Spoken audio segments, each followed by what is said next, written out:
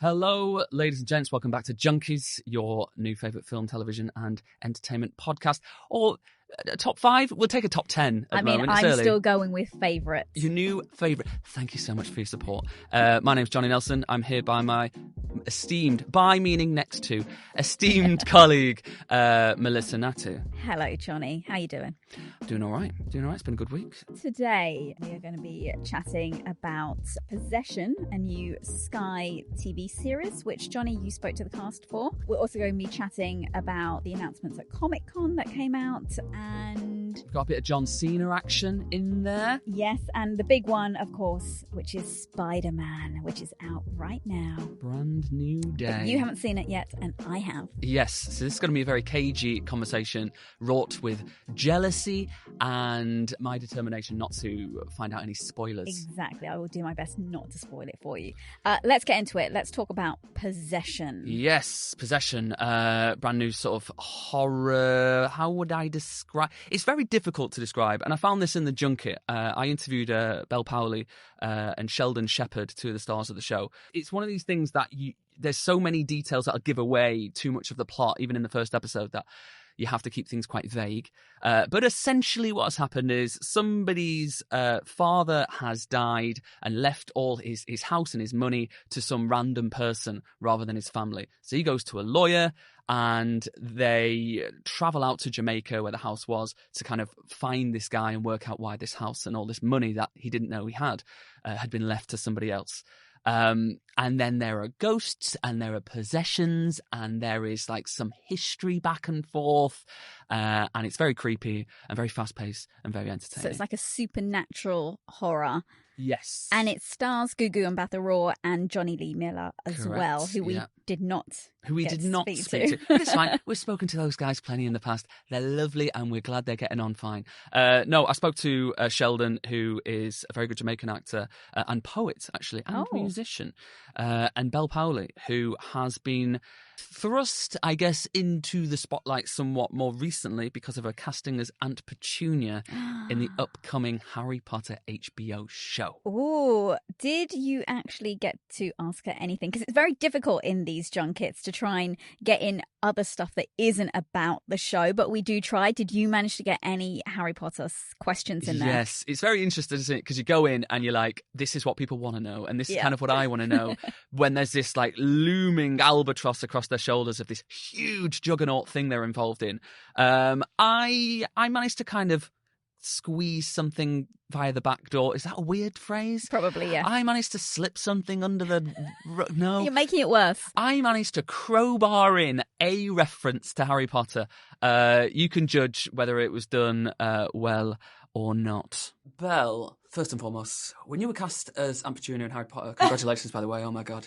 I thought Bel Powley's like quite a positive, upbeat person. I've always got kind of good energy from you. And I thought that might be a bit of a stretch. But in this, you are quite the misery. So I wondered how much do you enjoy playing these kind of embittered, frustrated characters? I like it because I like the challenge, you know? I don't want to do the same thing every time. That's boring. Like, you want to keep being stimulated and learning and doing new things, and playing this part and that part, you know, big challenges to me because it's not something I'd ever done before. And at least in this one, you get to use a bit of magic, get that out of your get it out of your system early.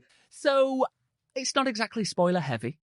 You tried, but you didn't really get anything Harry Potter out of her. Yeah, no one's exactly bowled over by the groundbreaking news I broke there. But at least you didn't get shut down. Like, it's happened to us both before, I'm sure, where you've tried to ask something off topic and it's just been like, nope, not happening. Yeah, I mean, that happened to you, speaking of Gugu, last time you interviewed Maybe Gugu. That's why we didn't get to speak to her this time. So you interviewed her for Fuse, that kind of action thriller. It was another Sky show, so maybe. Right, okay, so that was the action thriller that had Aaron Taylor-Johnson and Theo James. And you tried to ask her a question about her being like a James Bond. Yes. But as soon as they heard James Bond around Theo James, they were like, no! I got shut right down. Never mind.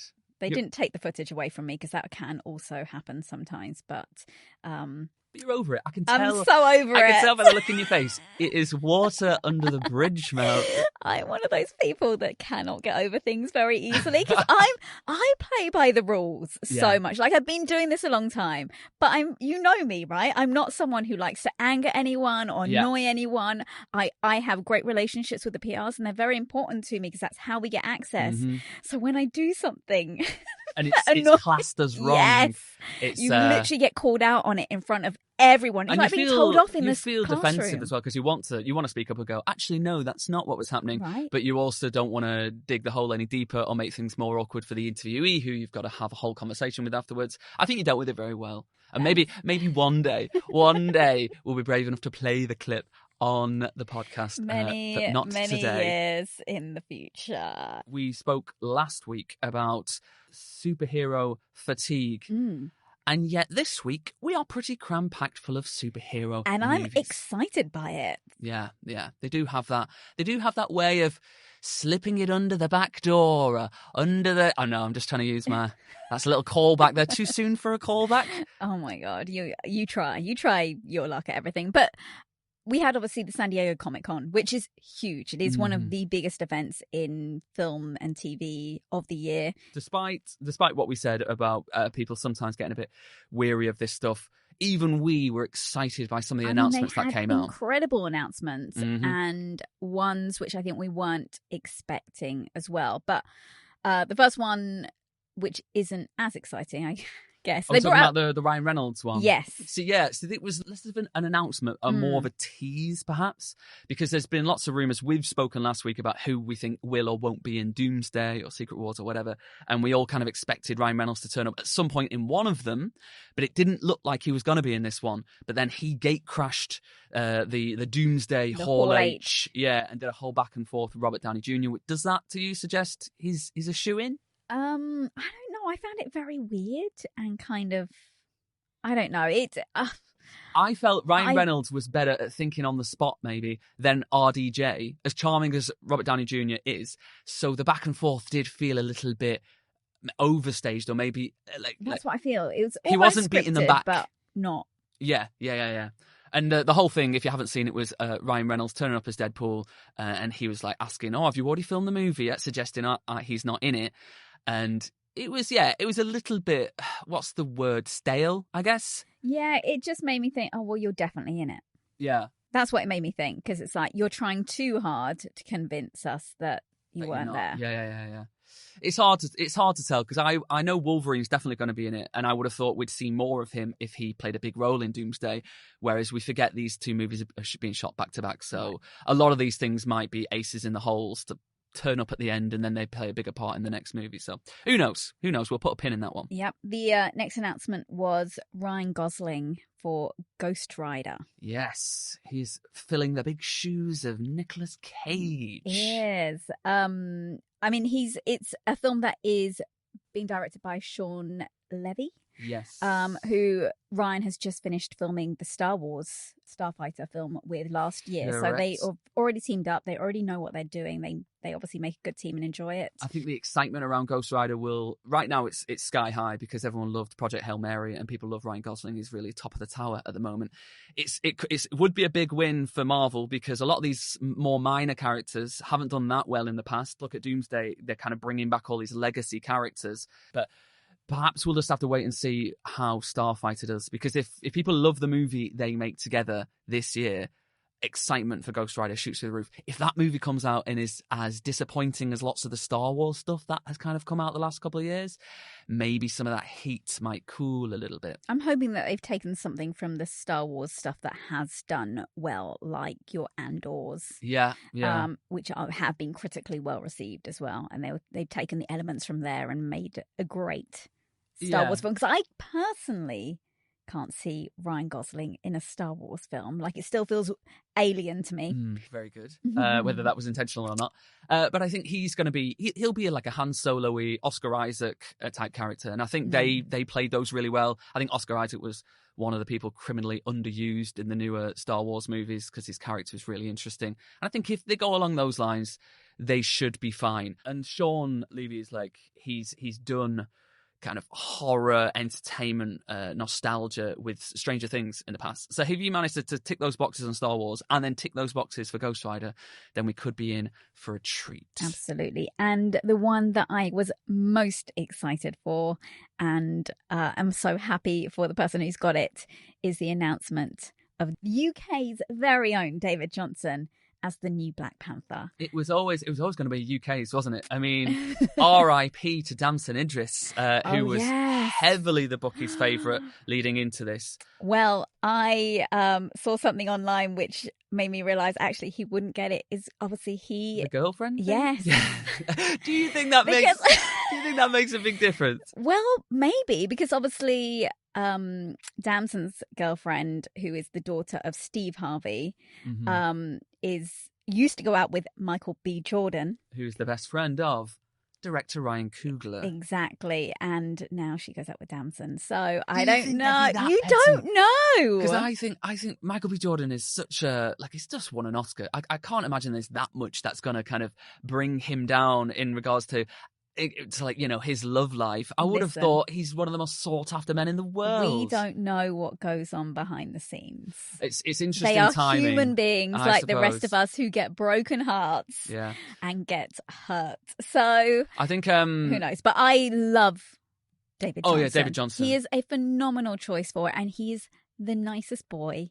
I don't. You call him a boy. He's a grown man, but I think it's because he's got this youthfulness, this innocence, purity about him. It's the innocence, and also I can call him a boy because he's not directly setting foot into the shoes of Black Panther. He is the son of T'Challa. Yeah. So he will be the new Black Panther, but they are not directly replacing there are some people, Chadwick Boseman's character. Some people out there who are a bit frustrated going, you know what, no actor's bigger than the character, and just bring us T'Challa, because they want kind of, it's like saying with this person's going to play Iron Man, but it's not Tony Stark kind of thing. But I think Chadwick Boseman made such an impact on those movies and on the kind of the culture that it was an impossible feat to fill his shoes. So to going down the route of T'Challa Jr., T'Challa's son, I think is a smarter move. Way smarter. I think Damson Idris would be great in the trailer for Children of Blood and Bone. He is playing this like African warrior prince, and you're like, I would have bought what he was selling.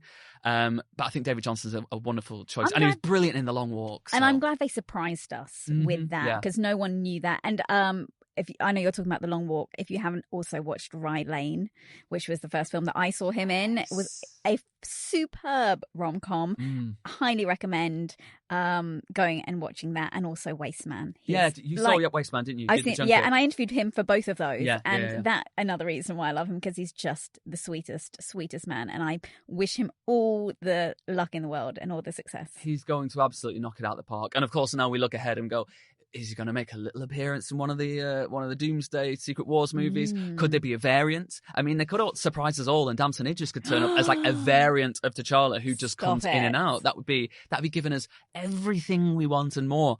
But yeah, well done, David Johnson. Let's take a break, and when we come back, we're going to swing into Spider-Man.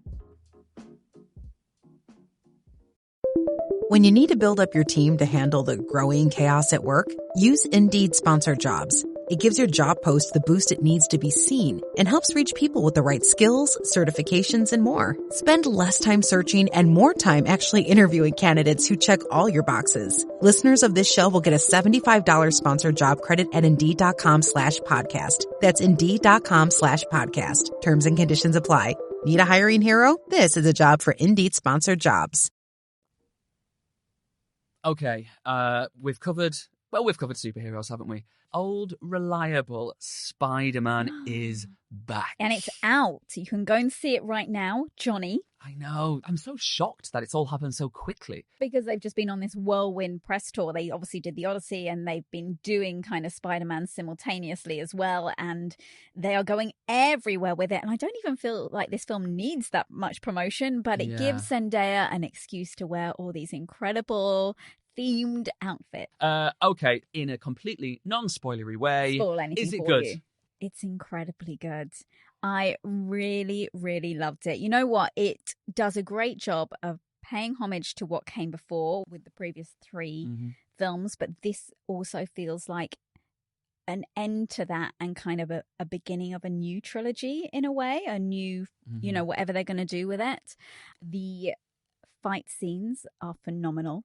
They had Jackie Chan's stunt team brought in for this. Wow. It's Dustin Daniel Cretton who has directed this as well, who directed Shang-Chi, which was another brilliantly surprise hit kind of thing. But also it was the fight scenes, right? In that one. So he worked with the same fight coordinator, Peng Zhang, to bring this all to life, and you can see it. The fight scenes with the hand, do you remember them? Yeah, I was a bit tired of the hand by the time they'd been in Daredevil for a few years. They look incredible in, you know, what they do with them in this film is phenomenal. I mean, the budget on this film would be very different to like the Netflix, you know, let's churn out 13 episodes kind of budget. So. And I think most people saw the images of Spider-Man filming in Glasgow, which was made to look like Manhattan. They've done a brilliant job with that, and so much of it is real. Like that tank scene is real, where he's trying to stop a tank from like bowling into this building, and it's just great that there's a lot less CGI. Yeah, I mean, more realness. We forget. We looked at the last Spider-Man movie, and you think it's difficult to top that because you were bringing together all these legacy characters. Because that was such a fan service. It was, but I think one of the issues with that was made during kind of COVID, really. So they, as you say about it being gritty and real and out in the real world now, those movies were all entirely shot on sound stages. Yeah. And whilst they did a really good job, there is some element of the kind of the human experience you lose from that. So I think going to Glasgow and all these like other places in the UK and around the world on this, I can imagine. I haven't seen the movie yet, guys. I haven't seen the movie. I can imagine that some of that will kind of leak its way out onto the screen. People have wanted a more down-to-earth Spider-Man movie, haven't they? Yeah, and I think you can see they've given Tom more to do in this, you know? Like, Spider-Man can be quite an easy character. You mean like emotional range? Emotionally, yes, right. They've given him more to do. I mean, we waited 5 years for this film. And John Watts obviously did the last trilogy, so he completed that out. So now this is over to Destin, and I just think he started it in a really positive way. It feels more real. It feels more human. Vibe then. Yes. So like the other movies kind of played off modern indie teen movie sort of, it projected from there. That was the launch pad, which was great because it felt like I was watching, you know, that first Spider-Man movie with Tom in, felt like I was watching like a Michael Cera movie, but with superpowers, which was actually a really fun tone. And then it expanded from there and got more fantastical with the Avengers movies and his involvement in that.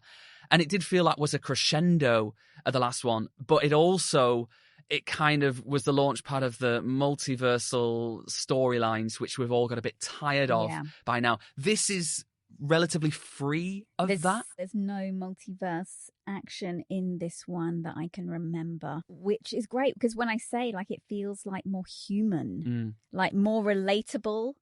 It's nice to see him with John Bernthal because they famously have done a couple of films together. They are very, very good friends. There's that famous anecdote out there that they did the audition tapes for The Punisher and Spider-Man respectively. They filmed each other's audition tapes. I didn't know that. Whilst filming another movie together. So their journey into Marvel has been intertwined in a way. And of course they both starred together and had loads of sines together in the Odyssey. And they have great recently. Chemistry. They have great chemistry in this film as well. It's like quite a nice like comedy duo in a way. Because John as the Punisher is pretty funny. I'm glad because I loved the Punisher series, but the last Punisher, the movie they made on Disney Plus, which was part written by John himself, it didn't hit it for me. I don't know if you saw it, but I was a bit worried after seeing that how he was going to fit into Spider-Man. No, he fits in really well, and he's got pretty big part. He's like pretty much alongside the main trio. Actually, more than Jacob, who plays Ned.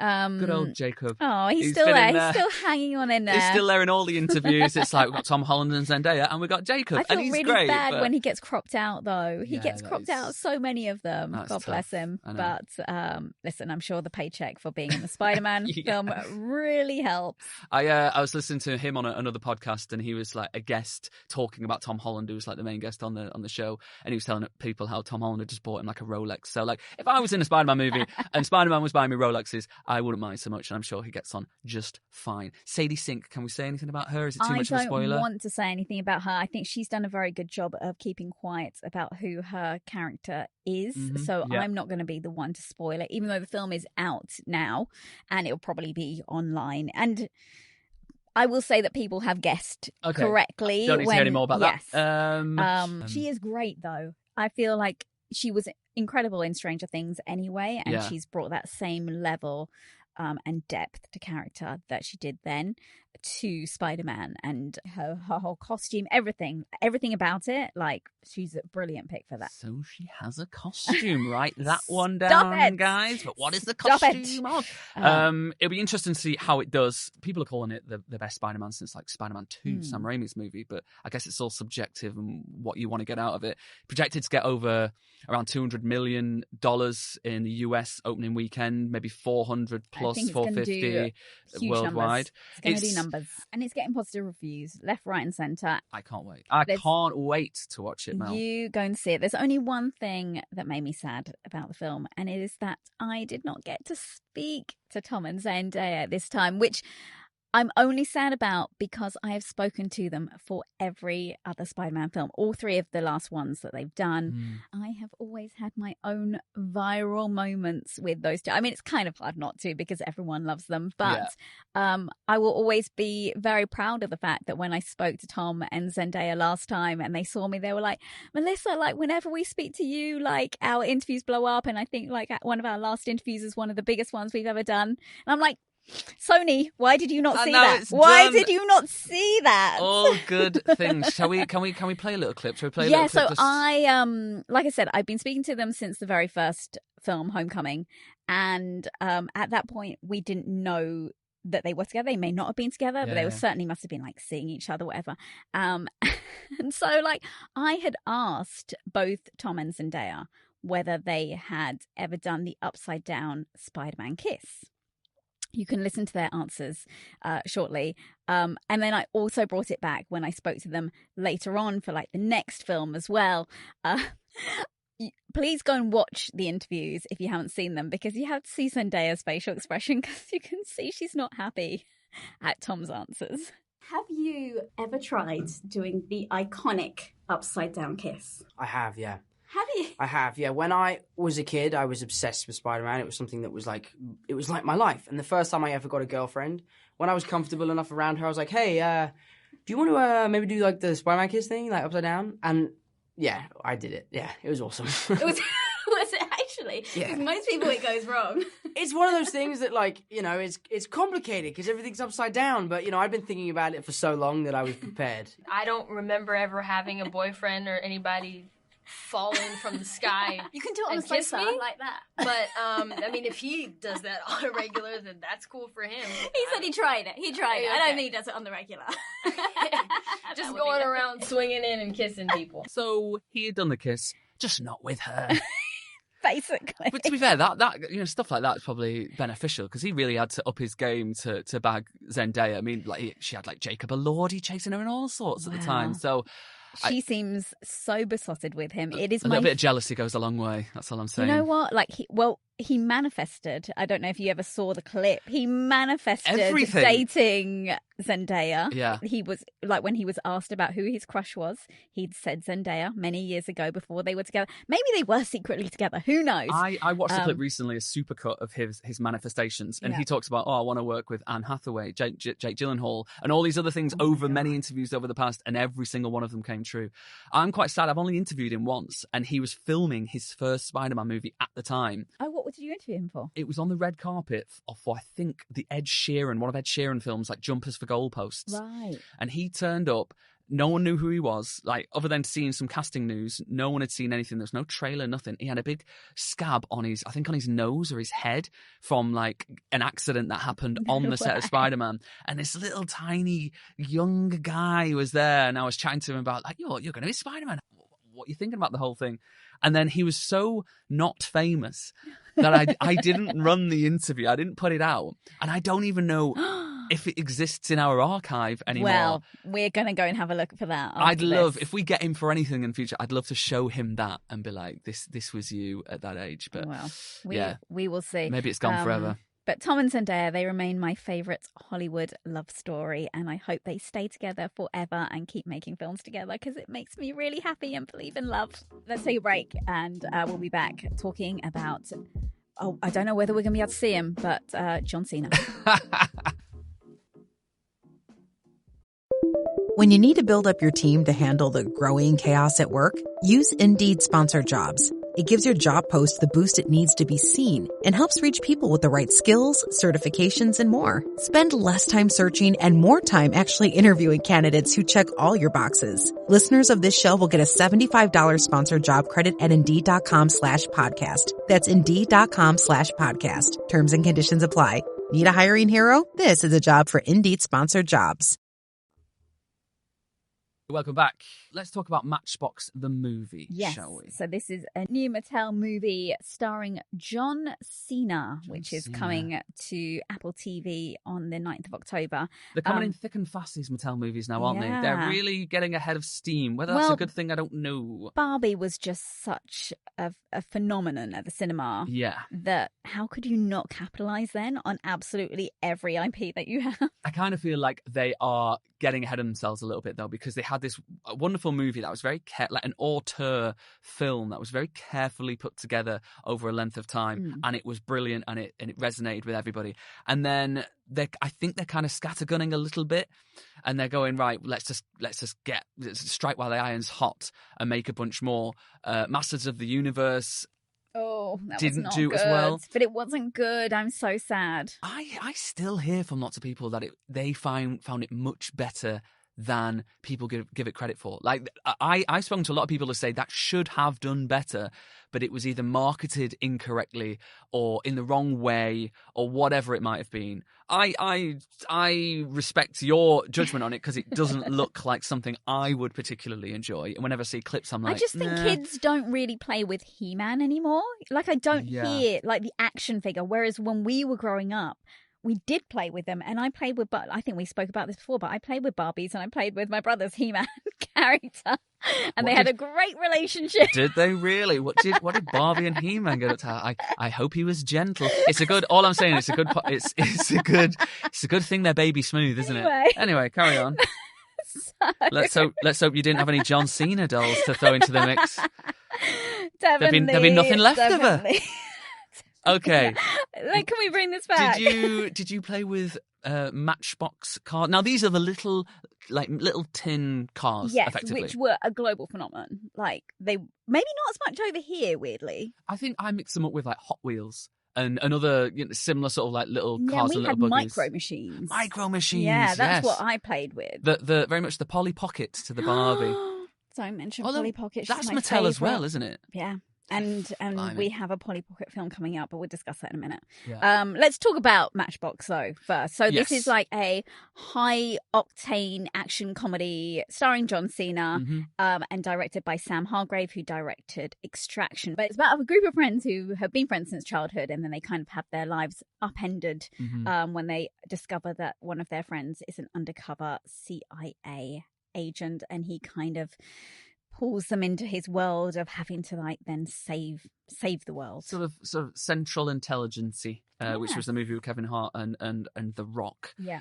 Although they weren't necessarily friends, they were people on different ends of the popularity spectrum in high school. These alleged friends, apparently all bonded as teenagers playing with Matchbox cars. I find that a stretch. Yeah, well, you have to find a story in a non-story somewhere. They've really dug that one. They've dug deep for that. There's a scene in the trailer when Jessica Biel, who's now back on the big screen. Nice to see. It's been 9 years since her last feature film.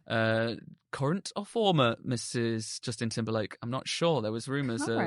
Okay, current. Congratulations to them both. But there's a scene in the trailer where she's like, we're not kids playing with our Matchbox cars anymore. And it's like, you wouldn't say that to a friend. But anyway, it looks like good John Cena fare. Yes. And you know what? He is someone who brings the fun whatever he does, because you can see that he's just someone who loves his job.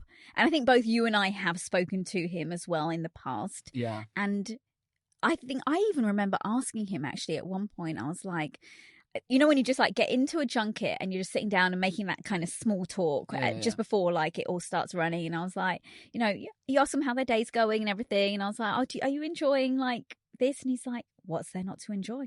He's like, I'm getting to talk to you about a project I love and blah, blah. And you're like, okay, you're someone who gets it. Yeah, I've had the exact same experiences with him. I think he's become almost as famous for his work ethic and outlook as he has been for the roles that he's played. I interviewed him years ago for a film called Playing with Fire. It was a kind of small comedy with Keegan-Michael Key. And he was already making a lot of moves in the industry. And the answer he gives me, I think, just sums him up. And you can see how he's done so well since then because of it. A very exciting time in your career. You're lined up for Fast and the Furious 9. You're about to join the superhero world in DC with Suicide Squad. You're leading the cast in this. It's a pretty good time to be John Cena at the moment. How are you feeling about it? Thank you for the kind words. I will take your compliment. I'm literally just trying to enjoy all these opportunities and do the best I can. All they are is chances, man. I could suck at all of them, and then there are no more chances. So with opportunity comes responsibility, and I'm just trying to do my best to knock them all out of the park. Taking a bit of inspiration from Spider-Man there. Exactly. Great power comes great responsibility. You just, with that outlook, even though a lot of the movies he makes, he's just come out with Little Brothers, sort of a madcap comedy, Ricky Stenicki. These aren't great movies. He's good in them. He shines in them, but they're not exactly like Spider-Man, a jackpot. Suicide Squad did quite well in the actual cinemas. That was probably one of the bigger ones. Bumblebee did well and Fast X, but it feels like he's just getting the most out of every project. I've never seen a man so at peace. How do you think it'll do, Matchbox the movie? Streaming, so not as... Exactly. But then Apple have managed to build up this reputation of having really great stuff on their platform. But this doesn't sound like one that is going to do anything great. Obviously, it's not getting a theatrical release, so it's not getting the Barbie treatment in that way. They've got a lot more coming up in terms of the Mattel theatrical. They've got a Barney movie, which is like the Barney, dinosaur. Which is Io Debris is from the Bear. The Bear, interesting. I don't know if she's writing, right? But she's definitely got a big part in bringing that to the big screen. Polly Pocket, my favourite. When we talk about toys, I know we've talked about me playing with Barbies and He-Man, but Polly Pocket was my thing, and I have a whole box of them in a loft somewhere. I had so many of them, and I'm so excited for this film, and I hope they don't ruin it. Lily Collins has been cast, I think, as Polly Pocket. I just Phil don't... Collins' daughter, famous for Emily in Paris. Yeah. I wonder how they're going to bring like her little Pocket worlds to life, because that was what was the great thing about it. It was, and I was that girl who took them with me. Like, kids today, they don't know they're born. They don't know boredom, I guess, like we did. Like, they are so overstimulated by everything, and they have all of these like Nintendo Switches and everything. So when I went to like visit family and there were no kids there and it was just my parents chatting to like other adults, I would be sitting in the corner with my Polly Pockets, and I entertained myself for hours playing with them. I think my sister had a Polly Pocket, and I found it interesting because it was fun, like a little contraption you open up in this little world inside. And if they give it the sort of Barbie treatment, they did the whole dream house and all that kind of stuff really well. They brought that to life in that way. I'm a little bit tired of every time one of these movies comes out, it's always like, now it has to be a bit tongue-in-cheek and a bit self-aware, which is good because you can't do it too earnest. No. But maybe it's just because I'm an old adult man now that it's hard for me to attach to suspend my disbelief with these kind of things. But if they do well and they bring a lot of joy to people, like with this movie, Matchbox the movie, there won't be massive expectation for it to break any records. But because it's a family movie that, you know, parents can watch with the kids, and you still need those films that you can actually sit and stick on and watch with your 9-year-old. I think it could do quite well. Are you going to watch it with your kids? Maybe. You know what I am going to watch for my kids? I am going to watch Masters of the Universe. Oh, God. Because because it got the big screen treatment, I'm intrigued. Well, don't say I didn't warn you. Okay, fine. I'm going to come in hot to the next podcast going, I'll tell you what, that was the best film I'd ever seen, Mel. You're full of crap. We shall see. Yes. Well, that is it for today. We're going to leave it here. Thank you for joining us for our chats about all of the very exciting announcements at Comic-Con. Johnny's chat where he got nothing about Harry Potter. Our big chat about Spider-Man, which I highly recommend you go and see. And as you just heard there, John Cena. You can't see me. Anyone who's listening to these, by the way, if you fancy dropping any questions over to us or films that you think we should talk about, leave them in the comments. Drop us a line, guys. We would love Get to hear involved. from you. That's it for today, though. Thank you very much for listening. And if you want, like and subscribe.